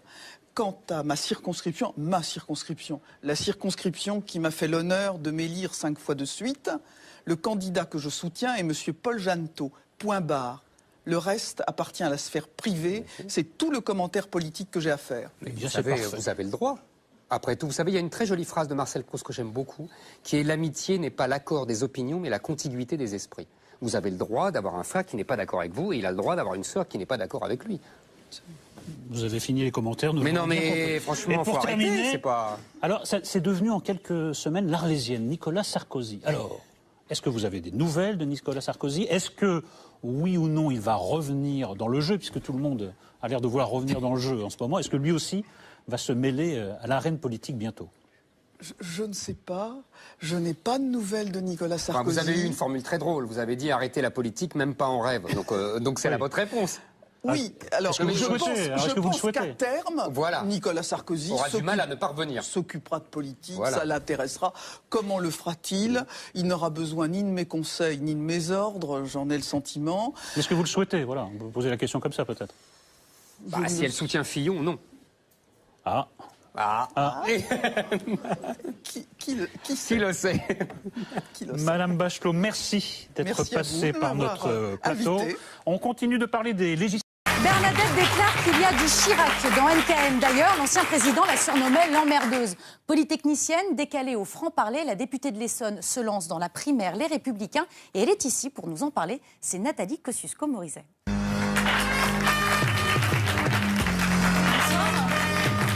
Bonsoir.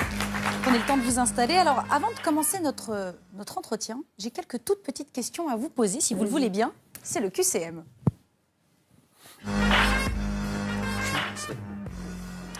Alors, obliger les candidats à la primaire à faire la chasse au parrainage, c'est normal, inéquitable ou absurde?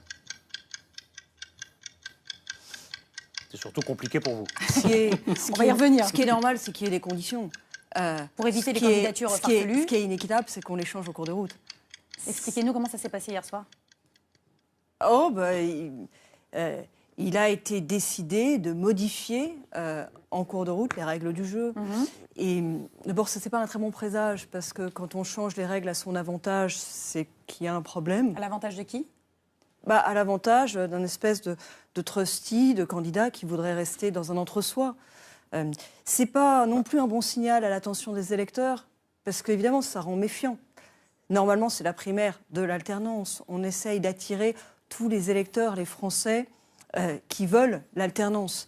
C'est pas juste l'entre-soi d'un parti politique, et voir le parti politique qui change les règles du jeu en cours de route, ça crée de la méfiance. Du discrédit.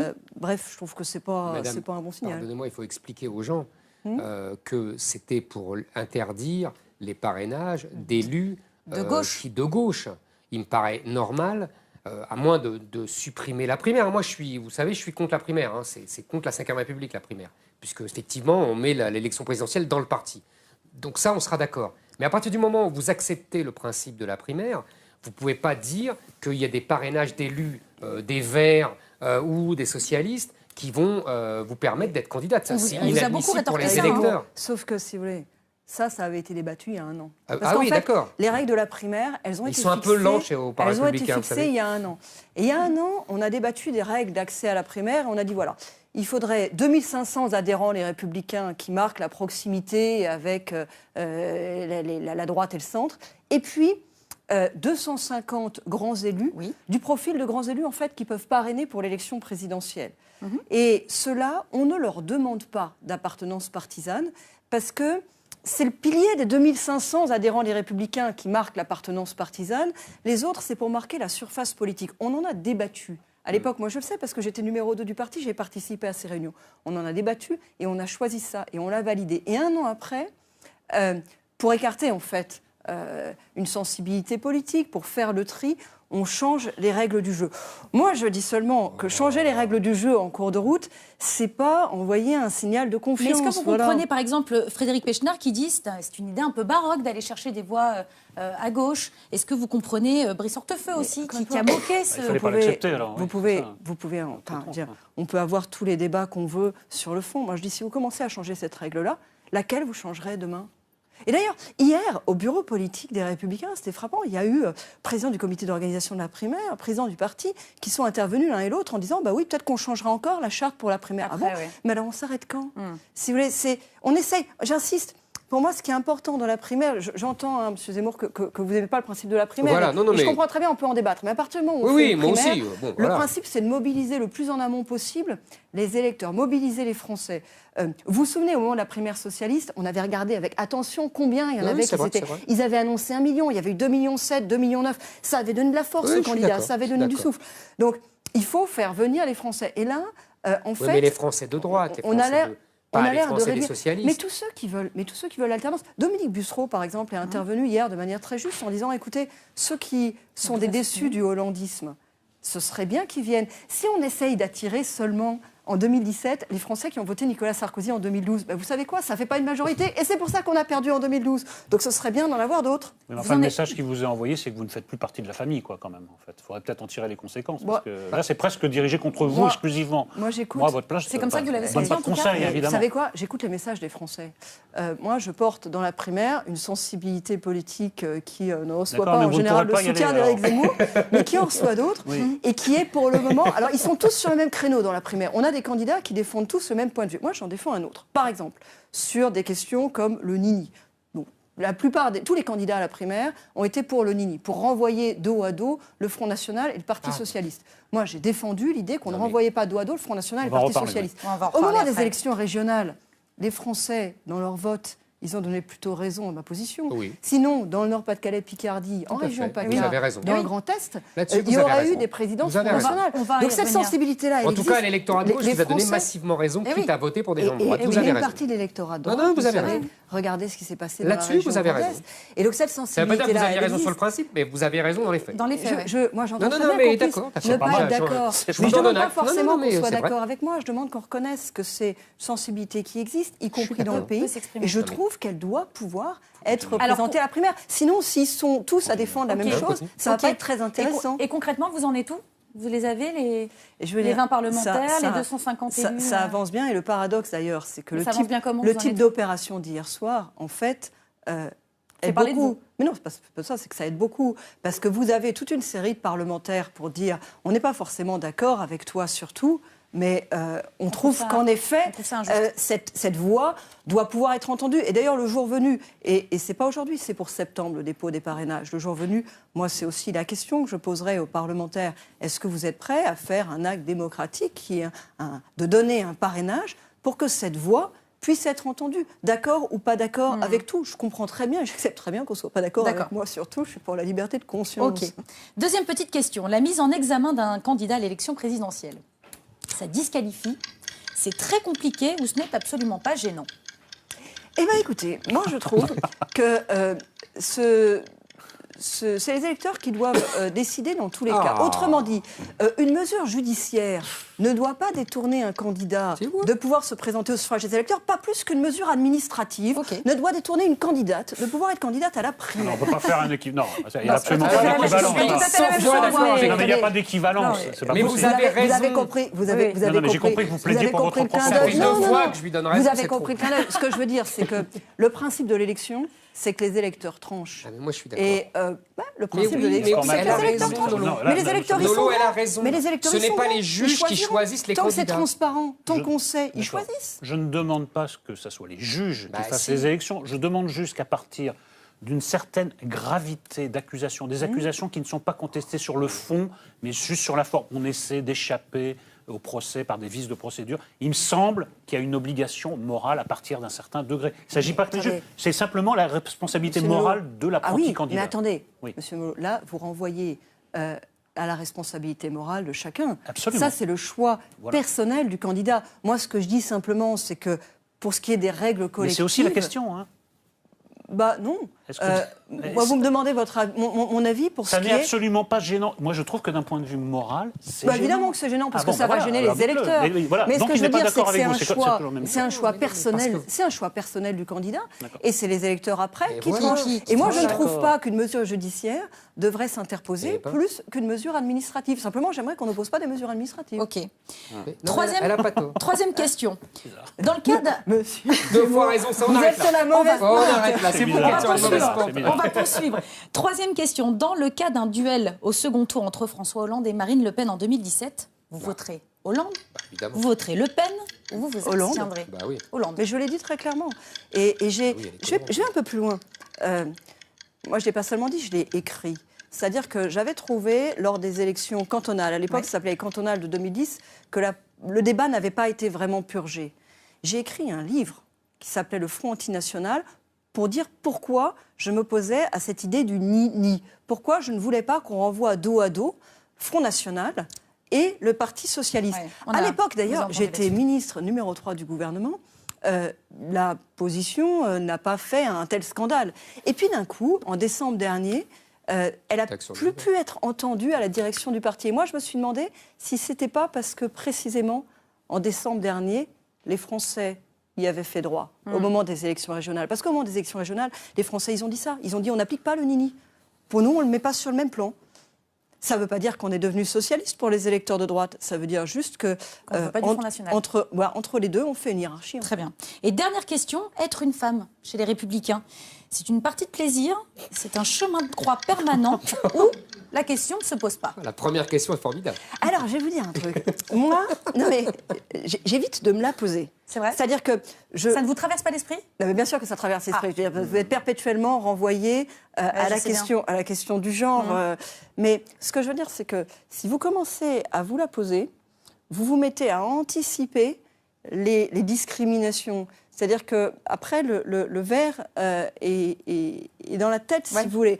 C'est-à-dire que vous vous mettez, à vous dire « Ah, mais ils vont penser ça, mais ils vont dire ça ». Et d'ailleurs, ce n'est pas que la politique, c'est pareil dans la vraie vie. Moi, régulièrement, dans les cercles féminins de débat sur le plafond de verre, l'égalité entre les hommes et les femmes, c'est l'idée que je pose. Vous ne laissez pas trop habiter non plus. Il faut se battre, mais il ne faut pas se laisser envahir par la question de la discrimination. Sinon, on se met à l'anticiper, en fait, et quelque part, ils ont gagné. Très bien. Alors, voici NKM. Monsieur Zemmour, est-ce que vous êtes d'accord sur ce coup-là? On y reviendra plus tard dans une autre émission, parce que alors là, je sens. Toutes ces fadaises, tous les mots que vous avez employés pour moi sont des fadaises. Le genre, la discrimination. Ça n'existe pas. C'est dommage, ça démarrait tellement bien. On y revient dans 2 minutes. Allez, on pourrait comparer les salaires. Moi, je connais que la réalité. Je veux bien. Alors, vous pouvez nous dire votre salaire et dire le salaire de madame, et puis on va on fait pas le même boulot. Ah, bah. Et on n'a pas le même âge. Et pourtant. Et on n'a pas le même âge. Vous voyez, c'est dur. Est-ce que vous êtes d'accord? Bon, on en parlera une prochaine fois. On voit ce que vous essayez de faire, même que c'est comme Horizon. On voit bien ce que vous essayez de faire, mais ça ne marchera pas.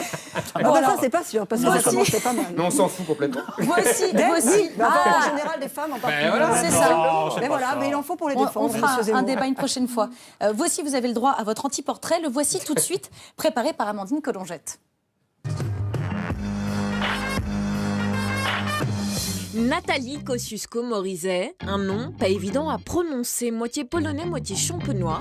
J'ai un nom compliqué. Bon. C'est pas du vice, je suis née avec. Et tout comme votre patronyme, vous ne passez jamais inaperçu. Talons hauts, allure bourgeoise, cheveux dans le vent. Vous avez une coiffure hollywoodienne depuis cette campagne électorale. Pourquoi? Ouais, monsieur Tréhard, je ne vous fais pas de commentaires sur votre coiffure. Pas de commentaires là-dessus. Non, mais sur votre coiffure, moi ça m'intéresse pas. Vous êtes en train de manger mon temps d'expression sur mon projet. Je voudrais parler de mon projet pour Paris, monsieur Tréhard. Et oui, bien plus intéressant que votre physique, votre front parlé, une marque de fabrique, le style NKM, vous dites trop facilement ce que vous pensez. Elle emploie souvent un langage fleuri, Nathalie Kosciusko-Morizet. C'est ce qui la singularise aussi, c'est-à-dire qu'elle est sans filtre. Voilà, elle va dire si c'est comme ça sera comme ça sera pas autrement, elle va pas mettre les formes, on va dire. Et les premiers à en pâtir, ce sont vos petits collègues républicains. Et oui, vous n'êtes pas tendre avec eux, on s'en souvient. Il y a eu ce jour où vous n'avez pas hésité à dénoncer la lâcheté de Jean-Louis Borloo et Jean-François Copé. Je peux pas vous dire que ça m'a pas fait de peine. C'est que quand on est injurié, on a toujours un peu de peine. Enfin écoutez, c'est excusé, donc l'incident est clos. Dernière fronde en date, votre critique du nini de Nicolas Sarkozy au régional. Croire que le parti se renforce en s'épurant, c'est une vieille idée stalinienne. NKM et Sarko. Compliqué à dire où en sont leurs relations. Ça a été en dents de scie pendant toutes ces années où ils ont travaillé ensemble. Depuis, le président vous a débarqué, il vous boude. Peu importe, vous semblez n'avoir besoin de personne et ne pas être touché par les sobriquets désagréables que l'on vous donne. Faux folle pour le maire, tête de mule pour Nicolas Sarkozy, dingue pour Jean-François Copé. Sympa. Et vous foncez tête baissée dans la course à la primaire. Mais NKM, n'êtes-vous pas au fond un peu seul? Il fallait en quelque sorte qu'elle se désolidarise, qu'elle s'éloigne de Nicolas Sarkozy. Pour avoir ce positionnement qu'elle a aujourd'hui, c'est vrai, particulier, un peu solitaire. On ne connaît pas aujourd'hui de députés, de parlementaires qui se disent NKMistes, comme il y a des sarkozystes, comme il y a des juppéistes, comme il y a des leméristes. Enfin, difficile quand on pense à vous d'oublier vos envolées lyriques qui vous jouent parfois des tours. Il y a eu les moments de grâce dans le métro parisien, puis cette cigarette fumée avec des SDF. Mais vous ne vous laissez pas abattre, vous ne manquez pas d'ambition. Je voudrais pas être agressif, mais j'aimerais rentrer dans le parking. Peut-être grâce à votre CV polytechnicienne, service militaire de la marine à Djibouti. Ingénieur des eaux et forêts, n'en jetez plus, la cour est pleine, mais voilà, vous avez perdu des batailles comme celle de la mairie de Paris. Alors NKM, présidente, vraiment? Est-ce que vous y croyez vraiment? Oui. et plus tous les jours, je vais vous dire, parce que d'abord, je pense que c'est le titre de mon livre, je pense qu'on a complètement changé de monde et que l'essentiel de la classe politique s'en est pas rendu compte. Et qu'il faut que la classe politique change. Et que maintenant, ça devient urgent. Maintenant, ça peut se passer en 2017. Et puis parce que je vois aussi la façon dont les autres candidats donnent cette impression de tourner en rond, en restant dans l'ancien monde, en restant dans les anciennes idées, en restant entre eux. Je pense que c'est pas ça qu'il nous faut. Alors justement, vous parlez de votre livre, comme tous les candidats à la primaire, vous aussi. Vous en avez publié un, Nous avons changé de monde chez Albin Michel. Alors, la synthèse. Une question, c'est tout de suite dans l'apostrophe de Nolot. Alors, Madame Kosciusko-Morizet, la première phrase de votre livre nous renseigne sur ce qui vous distingue de la plupart de vos concurrents à la primaire des Républicains. Je vous cite: « Quand j'ai participé à ma première élection en 2002 à 29 ans, alors on fait un rapide calcul mental, oui, vous êtes jeune, mais d'être jeune serait-il tout ce qui vous sépare de vos rivaux plus âgés, à l'exception récente de Geoffroy Didier ?» Alors on se prend à le craindre, tant nombre de vos propos et de vos propositions recoupent celles des autres candidats en lice. Alors j'ai pris en vrac, parce que c'est assez dense. Réforme du statut de la fonction publique, on a déjà lu ça ailleurs. Réforme de l'immigration familiale, nécessité d'un choc fiscal, tout le monde est pour. Ubérisation de la société, c'est également chez Juppé par exemple. Rappel de l'importance de définir une identité française, nécessité pour l'individu comme pour la collectivité de connaître ses racines, rétablissement de l'autorité, tous les candidats en lice sont pour, baisse des dépenses publiques, c'est également vrai pour ça, refondation de l'Europe, etc. Mais il faut aussi reconnaître que vous abordez des sujets peu explorés par les autres prétendants. La France a raté le tournant de l'automisation, écrivez-vous. Il s'agit à présent de ne pas faire la même erreur avec l'économie numérique et l'économie collaborative. Autre originalité, le féminisme, auquel vous êtes la seule à faire place, et d'après ce qu'on a vu, c'est pas très étonnant. Et l'université, au sujet de laquelle vous en appelez à une révolution sur la question de la sélection et de la gratuité des droits d'inscription. Bon courage, Madame Kosciusko-Morizet, c'est le genre de mesure qui met des millions de jeunes dans la rue. Et dans une moindre mesure, vous êtes une des seules à insister à ce point sur l'écologie. Et également, vous êtes une des rares à prôner, à être plutôt contre le nini. Alors, parmi les surprises du livre, un jugement assez mesuré, en tout cas plus mesuré que je ne m'y serais attendu sur Patrick Buisson, auquel vous reconnaissez au passage d'avoir une vision, et également, parmi les surprises, l'apologie de l'assimilation comme modèle d'intégration. Et le livre se clôt par un éloge du pouvoir féminin comme subversion ultime, tout comme il s'ouvrait par la première raison de voter pour vous, vous êtes jeune, il se termine donc par la seconde raison de voter pour vous, vous êtes une femme. Alors moi, ça appelle deux questions pour moi. Vous finissez par ça quand même. Oui, enfin, c'est pas du tout des raisons que je mets en avant. En revanche, il y a bien d'autres propositions dans le livre qui sont en revanche très différentes de celles des autres candidats. C'est ma lecture subversive et subjective. Il y a plein d'autres choses subversives. J'ai deux questions. Je vais vous le dire, moi, je vais vous les pointer du doigt. J'ai deux questions. Il n'y a pas grand-chose qui dépasse, pour moi, qui donnerait envie à un électeur des Républicains de voter pour vous. C'est vrai que les deux principales raisons, c'est celle que vous avancez en premier, la jeunesse, et celle sur laquelle vous insistez pas mal en dernier, celle d'être femme. Donc, quelle est la troisième question ? La troisième, plutôt, raison de voter pour vous. Et la deuxième question, alors c'est pas propre à vous, mais j'ai l'impression, en lisant ces livres, que c'est moins un exposé de convictions personnelles, ça vaut aussi pour vos candidats, qu'une sorte de programme attrape-tout où il faut fâcher personne. Au sein des Républicains, ni la veine centriste, ni la veine droitière, et j'y vois un effet très pervers des primaires. En fait. Voilà les deux questions. Je ne veux pas mettre en doute le fait que vous l'ayez lu, mais à vous entendre, franchement, j'y crois pas. Parce que mon livre... Je résume. Bah, oui, mais complètement à côté. Très mauvaise note, élève Nolo. C'est un livre. C'est un livre sur l'idée que le monde a complètement changé. La société, l'économie, et que la politique, elle, n'a pas changé. C'est-à-dire la politique est restée engoncée dans ces vieux clivages, ces vieilles catégories de pensée et ces propositions qui sont toujours les mêmes. Mais regardez les miennes. Par exemple, je suis la seule à parler de comment on fonde un islam de France. Je suis la seule à parler de macroéconomie. Personne ne parle de macroéconomie. Écoutez, non, l'islam de France, la réforme... J'entends aucun débat. D'ailleurs, je vois que mes propositions font débat sur le sujet. Je trouve ça plutôt intéressant qu'on en parle.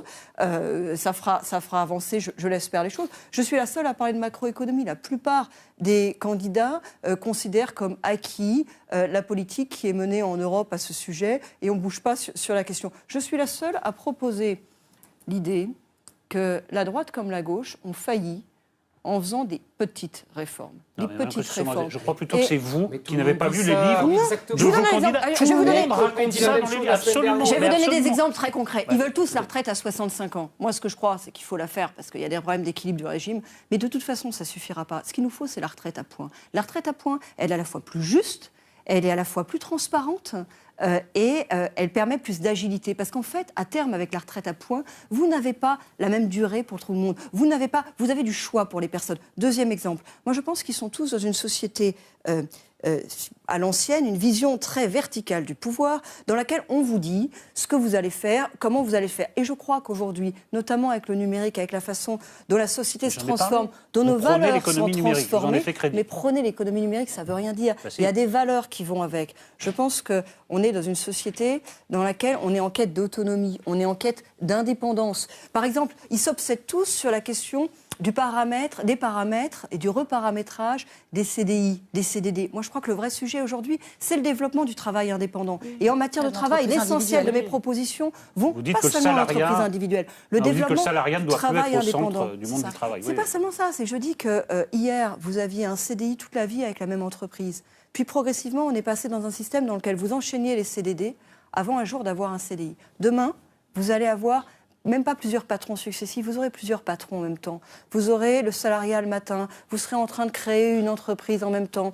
Vous aurez plusieurs façons. Et notre enjeu, un des enjeux, ça doit être de faire que ce soit en sorte que ce ne soit pas la catastrophe, que ce ne soit pas l'effondrement de notre protection sociale. Mais écoutez, moi, je suis la seule à en parler, je n'entends aucun autre candidat en parler, et je pense que c'est des sujets qui sont dans la société et qui ne sont pas dans la vie politique. Et sur la deuxième question, vous ne pensez pas qu'il y a un aplatissement du débat parce qu'il faut faire des programmes un peu attrape-tout? C'est ça que je vois dans tous les livres que je lis. Bah, je ne suis pas sûre, parce que quand je propose sur la question, par exemple, vous parlez des universités, quand je propose sur la question des universités de faire tomber 2 tabous, qui sont des tabous, d'ailleurs, regardez la réaction de M. Zemmour, qui était intéressante, il y a tout ça de Vaquet, qui sont des tabous de la droite française. J'en ai parlé. De Vaquet, tout le monde s'en souvient, qui sont des tabous.